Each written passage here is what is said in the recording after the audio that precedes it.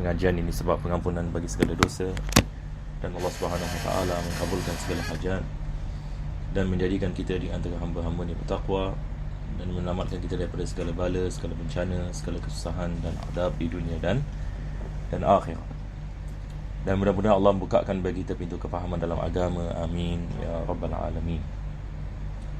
Maka di dalam pengajian kita pada minggu yang lepas, kita masih membicarakan berkenaan dengan perkara-perkara yang mustahil bagi Allah Subhanahu Wa Taala.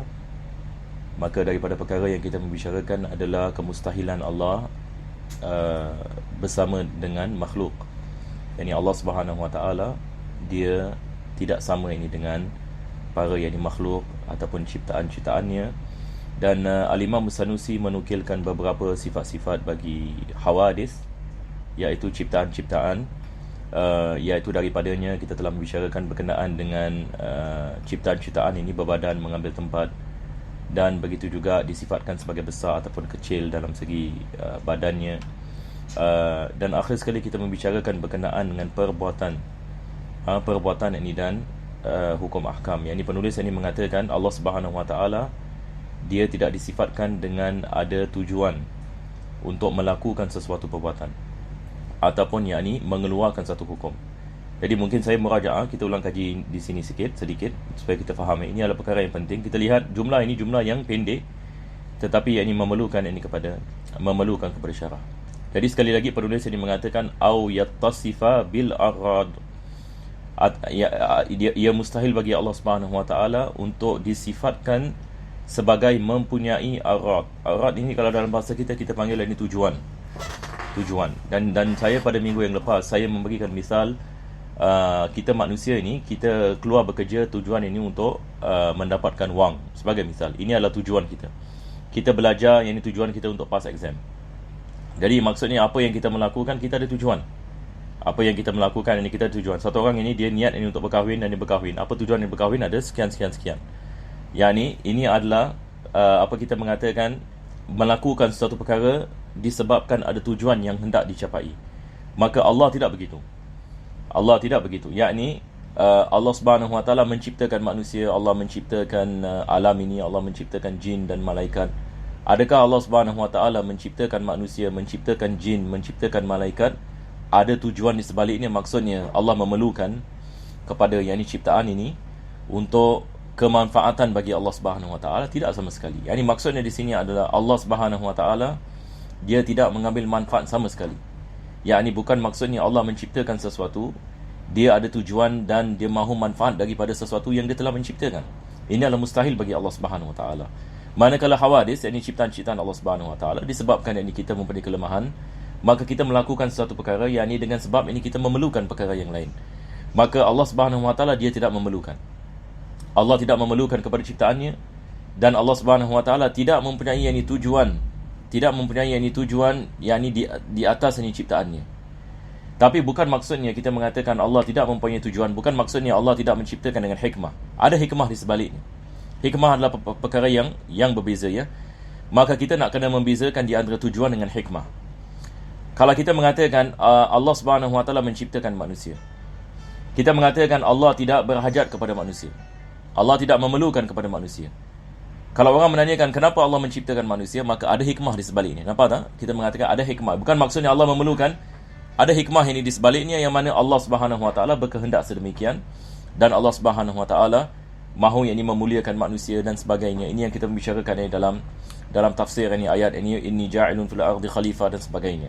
Tapi maksudnya di sini kita harus faham adalah kita wajib ini menafikan keperluan bagi Allah. Yani Allah sekali-kali tidak memerlukan selain daripadanya. Jadi bukan maksudnya dia melakukan satu perkara, dia memerlukan perkara yang lain, seperti apa yang kita mengatakan. Ini yang dimaksudkan dengan fil af'al. Kalau antum lihat ini di sini, yani antum boleh lihat ini kepada terjemahan yang antum ada. Mungkin kitab yang saya nukilkan sini, terjemahan yang mungkin berbeza sedikit daripada terjemahan daripada kitab di Malaysia misalan. Ini adalah asal ini terjemahan daripada Al-Fatani, daripada seorang ulama yang daripada Al-Fatani.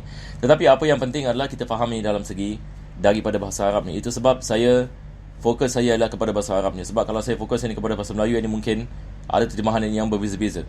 Tapi kalau kita balik ini kepada bahasa Arabnya, bila penulis ini mengatakan fil af'al, perkataan af'al ini adalah dalam segi perbuatan, yakni perbuatan Allah Subhanahu Wa Taala, ciptaan ini Allah Subhanahu Wa Taala. Maka tidak ada tujuan. Tidak ada tujuan, ini maksudnya dia tidak memerlukan kepada ciptaannya. Ini adalah bahagian yang pertama. Bahagian yang kedua adalah wal ahkam, yakni Allah mewajibkan kita salat. Allah mengharamkan zina. Allah memakruhkan satu perbuatan misalnya, ataupun satu perkara itu sunnah ataupun mubah. Maka hukum ahkam ini bukan maksudnya Allah mewajibkan, Allah mengharamkan, dia memberikan kesan kepada Allah Subhanahu Wa Taala. Ini bukan maksudnya Allah Subhanahu Wa Taala mewajibkan kita salat supaya apabila kita melakukan salat Allah dimuliakan. Yani bukan begitu. Allah mengharamkan kita zina. Kalau kita melakukan zina, kita telah merendahkan Allah Subhanahu Wa Taala, yakni dalam segi ketinggiannya. Ini mustahil. Apa sebabnya? Ini Allah tidak berubah. Allah Subhanahu Wa Taala ketinggiannya tidak berubah dan tidak ada perkara boleh merendahkannya. Maka dia mewajibkan dan dia mengharamkan, ini bukan yang disebabkan dia memerlukan kepada kewajipan itu, ataupun dia memerlukan kita meninggalkan satu perkara yang diharamkan, tetapi dia mewajibkan dan dia mengharamkan, yakni untuk kebaikan bagi manusia, bukan yakni dia berhajat yakni kepada yakni hukum ahkam tersebut. Jadi di sini penulis ini mengatakan fil af'ali wal ahkami. Maka Allah yakni dia menciptakan, dia tidak memerlukan kepada ciptaan ini. Ini adalah fil af'al. Wal ahkam, seperti Allah mewajibkan dan mengharamkan, maka dia tidak memerlukan kepada apa yang dia mewajibkan dan dia tidak terkesan dengan apa yang dia haramkan kalau sekiranya manusia melakukannya. Selepas itu penulis mengatakan wa kadza yastahilu alaihi ta'ala, dan daripada perkara yang mustahil yang bagi Allah, an la yakuna qa'iman bi nafsihi. Mustahil bagi Allah dia tidak berdiri atas dirinya. Ini adalah bercanggah dengan sifat qiyamuhu bi nafsihi. Apakah yang maksudnya? Maksudnya adalah penulis mengatakan bi an yakuna sifatan yaqumu bi mahal. Jadi kita mengatakan, satu orang yang mengatakan yakni Allah adalah satu sifat, ini salah ini. Sebab ini sifat tidak berdiri dengan sendirinya. Sifat dia berdiri atas di dalam zat. Dia berdiri pada zat. Dia berdiri yakni pada zat. Kalau sekiranya seseorang itu menifatkan Allah sebagai sifat dan bukan zat, yakni maksudnya Allah berhajat yakni kepada sesuatu zat yakni untuk dia berdiri padanya. Dan ini adalah perkara yang mustahil. Ini adalah perkara yang mustahil. Maka Allah Subhanahu Wa Taala bukan sifat. Allah adalah zat dan sifat, ya. Kita harus faham ini perkara ini. Allah Subhanahu Wa Taala dia bukan sifat. Kalau kita mengatakan Allah sifat sahaja, maksudnya dia berhajat ini kepada zat. Ini mustahil. Yakni dia tidak berdiri dengan sendirinya. Maka ini bercanggah dengan qiyamuhu bi nafsihi. Ini adalah bahagian ini yang pertama. Dan dalam bahagian yang pertama juga kita mengatakan Allah tidak berhajat kepada tempat, mahal. Mahal juga ini bermakna ini tempat. Dia tidak berhajat kepada tempat untuk dia berhinggap kepadanya. Jadi kita lihat ini akidah Ahlussunnah wal Jamaah ini berkenaan masalah tempat, masalah yang besar di mana dirahmati Allah. Jangan kita menyangkakan ini perkara yang kecil. Kita dalam membicarakan tentang Allah tidak sama dengan makhluknya tadi. Mustahil yang bagi Allah al-mumasalah ma'al hawadis, kan? Allah tidak sama ini dengan makhluknya. Kita mengatakan makhluk ini bertempat, Allah tidak bertempat. Maka ini kita menafikan tempat ini bagi Allah Subhanahu Wa Taala. Begitu juga apabila dia membicarakan tentang qiyamuhu bi nafsihi, iaitu Allah berdiri dengan sendirinya. Mustahil yakni Allah tidak berdiri dengan sendirinya. Sama ada orang yang mengatakan Allah itu sifat yang berhajat kepada zat, ini adalah perkara mustahil. Ataupun Allah Subhanahu Wa Taala zat berhajat ini kepada tempat. Ini juga adalah perkara ini adalah perkara yang mustahil, sebab kita mengatakan tempat ciptaan Allah Subhanahu Wa Taala, dan mustahil ini bagi Allah menciptakan sesuatu dan dia memerlukan kepada apa yang diciptakan. Ini adalah perkara yang mustahil, tidak dapat diterima dalam akal, dan juga bercanggah dengan Al-Quranul Karim, dengan sunnah Nabi SAW. Dalam Al-Quran ini seperti mana kita mengatakan banyak ayat yang muhkamat. Laisa kamitslihi syai' wa huwa samiul basir. Qul huwallahu ahad. Allah mengatakan walam yakun lahu kufuwan ahad. Begitu juga Nabi SAW ini mengatakan dalam hadis yang sahih, kana Allah walam yakun ma'ahu syai', yakni Allah wujud dan tidak ada perkara yang wujud bersama Allah. Ini maksudnya termasuk tempat, sebab tempat adalah ciptaannya. Maka Nabi SAW ini mengatakan Allah Subhanahu Wa Taala yakni wujud ini tanpa tempat, sebab ciptaan tempat itu, dia adalah satu, yakni ciptaan, dan Allah wujud, yakni sebelum yakni ciptaan. Ini adalah bahagian yang pertama. Bi ayyakuna sifatan yaqumu bi mahal. Yang kedua, dia mengatakan au yahtaju ila mukhassis. Mustahil yang bagi Allah Subhanahu wa taala berhajat ini kepada mukhassis. Apakah ini yang dimaksudkan dengan mukhassis? Baik. Jadi saya akan terangkan insya-Allah ini dengan terperinci sedikit. Perkataan yang mukhassis ini dia daripada perkataan khassasa, yakni mengkhususkan. Maka mukhassis dalam segi bahasa adalah sesuatu yang mengkhususkan. Maka kita mengatakan tidak ada perkara yang mengkhususkan Allah. Apa maksudnya? Tidak ada perkara yang mengkhususkan Allah. Baik, pengkhususan ini yang dimaksudkan di sini adalah dalam segi beberapa aspek. Aspek ini yang pertama adalah dalam segi kewujudan. Maka kita mengatakan tidak ada perkara yang mengkhususkan kewujudan Allah. Apa maksudnya? Yakni kalau kita mengatakan kewujudan Allah, na'udzubillah min zalik, dikhususkan, yang dimaksud ada permulaan. Yakni Allah diciptakan. Itu dimaksudkan. Yakni siapa yang menciptakannya? Al-Mukhassis. Yakni yang mengkhususkan itu, mewujudkannya. Maka ini terus, ini mendatangkan kekufuran terus. Ini adalah bahagian yang pertama. Perkara yang kedua adalah dalam segi ketiadaan, mengkhususkan ketiadaan. Ini juga mustahil bagi Allah Subhanahu wa taala. Selepas itu mengkhususkan tempat. Mengkhususkan tempat bagi Allah Subhanahu wa taala. Ini adalah perkara yang mustahil. Selepas itu zaman, masa. Mengkhususkan masa bagi Allah Subhanahu wa taala. Ini adalah mustahil seperti mana kita mengatakan. Selepas itu yakni mengkhususkan besarnya, yakni saiz. Ini adalah mustahil. Yang keenam adalah miqdar, mengkhususkan kadarnya Allah Subhanahu wa taala. Ini adalah perkara yang mustahil sebab Allah tidak dikhususkan dalam segi kewujudannya, dan dia tidak sama sekali menerima ketiadaan, dan dia tidak dikhususkan yakni akan tempatnya, ataupun dikhususkan dengan zaman, ataupun dikhususkan dengan apa kita mengatakan saiz, dan tidak dikhususkan dengan kadar. Yakni kadar yang dimaksudnya apa kita mengatakan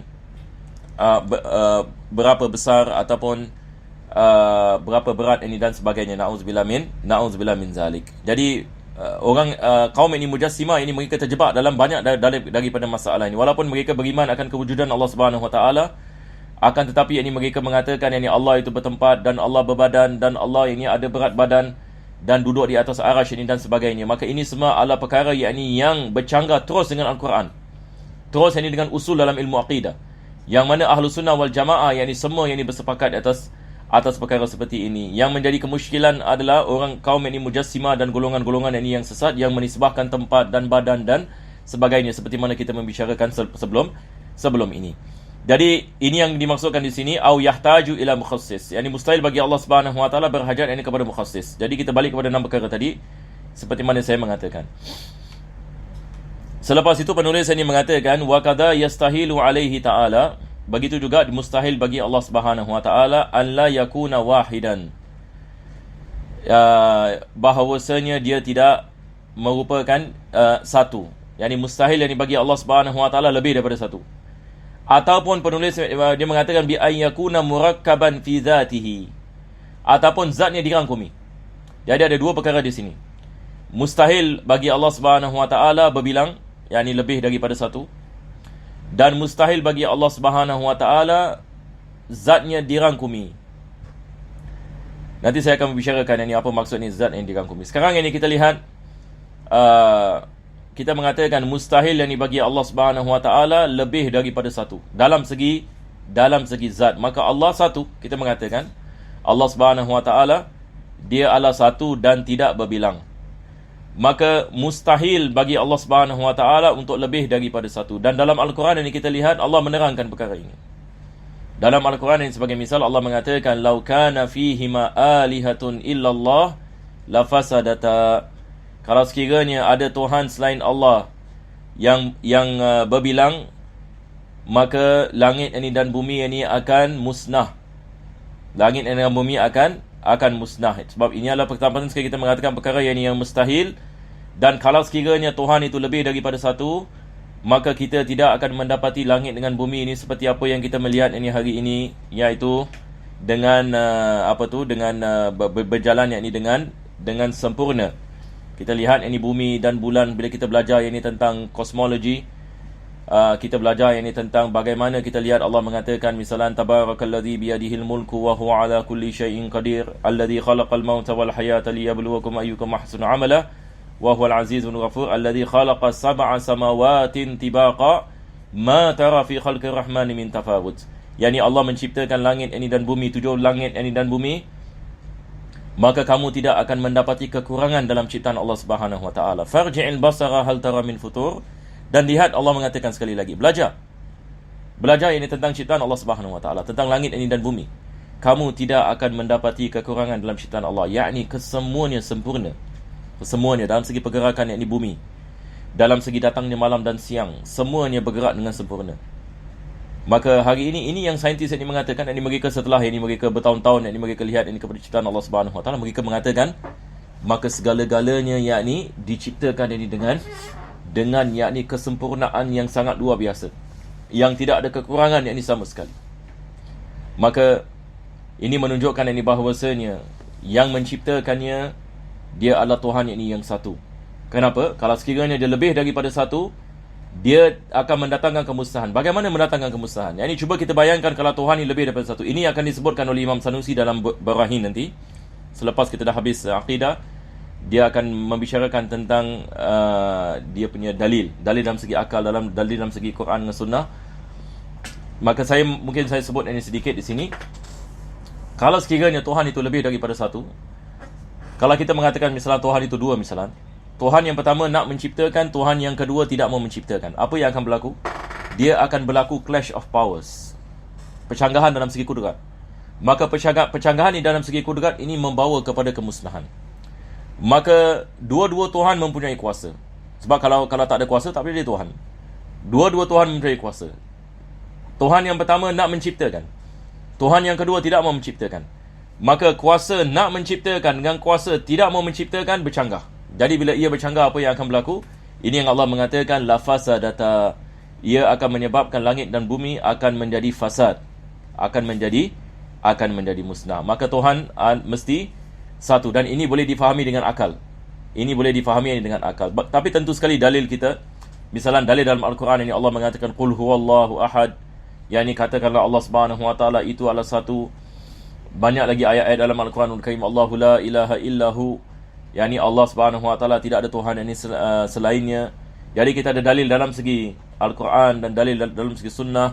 Kita juga ada dalil ini dalam segi akal. Akal ini juga tidak akan menerima kalau orang mengatakan ini misalan Tuhan itu lebih daripada satu. Kita lihat ini alam ini berfungsi ini dengan sempurna. Ini bagaimana kalau Tuhan ini lebih daripada satu, alam boleh dalam keadaan damai ini seperti ini. Maka ini adalah daripada dalil akli kita mengatakan. Jadi mustahil bagi Allah untuk tidak satu. Yang kedua, mustahil yang baginya dirangkumi. Bi an yakuna murakkaban fi dzati. Baik, apa maksudnya ini dirangkumi di sini? Ini lagi satu yang masalah bagi kaum Mujassimah. Mereka nanti saya akan masuk ke situ ya. Tapi maksud di sini bi an yakuna murakkaban fi dzati, maksudnya kita mengatakan mustahil Allah itu dirangkumi. Dirangkumi dengan apa? Dengan anggota. Dirangkumi ini dengan anggota. Kita manusia, kita seperti mana antum lihat saya ini sekarang. Saya adalah manusia yang satu. Akan tetapi saya dirangkumi oleh anggota badan. Saya ada muka, 2 tangan, 2 kaki, betul ke tidak? 2 telinga, 1 hidung, 2 mata, mulut. Lepas itu kalau kita masuk dalam lagi, kita ada kidney, jantung, tulang. Kalau kita masuk dalam lagi, cells, molecules. Jadi badan manusia ini walaupun dia satu, akan tetapi dia dirangkumi dengan trillion of cells. Trillion. Nampak tak? Ini kebesaran Allah Subhanahu wa taala. Semua yang di dalam ini badan yang ini manusia. Jadi ini yang kita maksudkan dengan dirangkumi.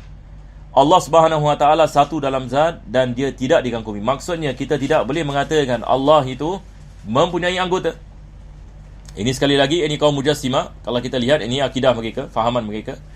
Mereka mengatakan Allah mempunyai 2 tangan. Tangan yang dimaksudkan mereka adalah anggota. Bukan ini dalam segi kita mengatakan dalam segi apa kita mengatakan majaz. Seperti mana saya minggu lepas saya mengatakan ada ayat dalam Al-Quran Allah mengatakan bal yadahu mabsutatan. Bahkan yakni yadahu, yakni zahir makna kedua tangan Allah, yakni mabsutah, yakni tidak, yakni diikat. Maksudnya ulama kita mengatakan Allah karim, jadi ditakwilkan ini dengan sifat. Betul ke tidak? Sebab mustahil bagi Allah mempunyai anggota seperti anggota manusia. Tetapi kaum Mujassimah ini mereka mengatakan tak, kita ambil zahir maknanya. Allah mengatakan ini dua tangan di sini, maksudnya Allah yang ini ada anggota. Allah dua tangan. Allah ada dua tangan. Walaupun ada sebagian daripada mereka yang mengatakan tapi kita tidak mengetahui yang tangan Allah bagaimana, tetapi fahamannya adalah tangan sebagai anggota. Nampak tak? Maka ini adalah tashbih dan tajsim. Begitu juga mereka mengatakan misalnya Allah mempunyai dua kaki, sebab ini mereka lihat ada hadis Nabi SAW ini berkenaan dengan saq. Mereka mengatakan Allah mempunyai dua kaki, Allah mempunyai dua mata, dan akhirnya ini mereka bayangkan Allah itu sebagai manusia. Walaupun mereka mengatakan tapi kita tidak mengetahui rupanya bagaimana. Sebahagian kaum Mujassimah yang ekstrim mengatakan ini seperti ini manusia. Tetapi Mujassimah yang kurang sikit, mereka mengatakan kita tidak mentakwilkan bagaimana badannya Allah, tetapi dia isbat ini badan yang bagi Allah, anggota bagi Allah Subhanahu Wa Taala. Maka mereka berjatuh ini kepada tajsim. Maka lihat ini akidah Ahlussunnah wal Jamaah, kita mengatakan Allah tidak dirangkumi. Yani kita tidak mustahil, yani Allah pertama sekali kita mengatakan Allah berbadan, ini adalah perkara mustahil.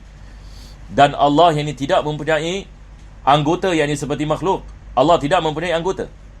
Kita tidak boleh mengatakan ini Allah Subhanahu Wa Taala berbadan dan Allah Subhanahu Wa Taala dirangkumi oleh anggota.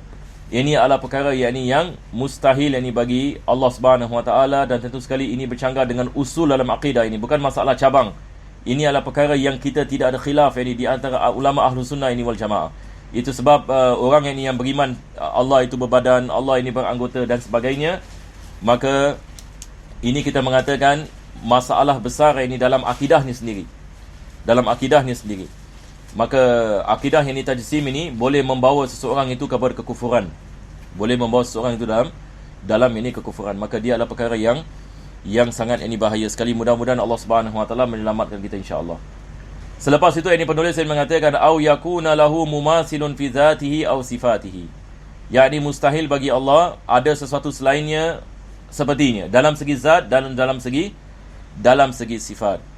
Jadi insya-Allah ini kita akan tangguhkan pada minggu yang akan datang. Ini ada bahas ini sedikit berkenaan dengan perkara ini. Jadi insya-Allah ini kita berhenti di sini. Alhamdulillahirabbil alamin, wassalatu wassalamu ala sayyidina Muhammadin wa ala alihi washabihi ajma'in. Rabbana atina fid dunya hasanah wa fil akhirati hasanah wa qina adzabannar. Sallallahu alaihi wasallam Muhammadin wa ala alihi wasallam. Alhamdulillahirabbil alamin.